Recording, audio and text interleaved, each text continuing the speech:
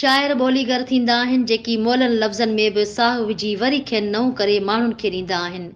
अहिड़नि ख़्यालनि जो इज़हार शाइर सिकंदर ओढे सिंधी अदबी संगत गुलशन हदीर जी हफ़्तेवार गॾिजाणी में गोस पीरज़ादे कंबर बुट ऐं रुस्तम लक जे तख़लीक़ी इस्मनि ते सदारती राय ॾींदे कयो। हुन चयो त शाइर ॿोली जीआरण जो हिकु भरपूर ज़रियो आहे। शाइरी ॿोली जीआरण जो हिकु भरपूर ज़रियो आहे। शाइर बाग़ी थींदो आहे ऐं बग़ावत हुन जो मसलक हूंदो आहे।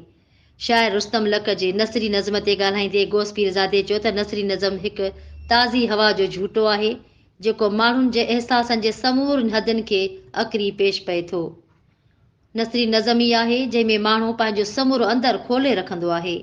हुन वधीक चयो त पीड़ा शाइरीअ जो महवर हुजे थी जेका उदासीअ जे लम्हनि खे कलमबंद करे माण्हुनि अॻियां आणे थी। इंसान समूरी ज़िंदगी जुस्तजो में गुज़ारे थो ऐं बेइत्मिनानी वजूद ते खणी हलंदो रहे थो। उन मौक़े ते गुल इनक़लाबीअ ॻाल्हाईंदे चयो त महबूब प्यार जे काबे में मिली वेंदो आहे ऐं मोहबत फ़र्द जी निज ज़ाती मिल्कियत आहे जंहिंसां हुन जे अंदर जी दुनिया आबाद रहंदी आहे। कंबर बुट ॻाल्हाईंदे चयो त माण्हुनि जे अंदर जियां शाइरीअ में बि ख़ुशीअ सां गॾु ॾुख बि हूंदो आहे। शाइरी समूरनि कैफ़ियतुनि जो मजमू आहे।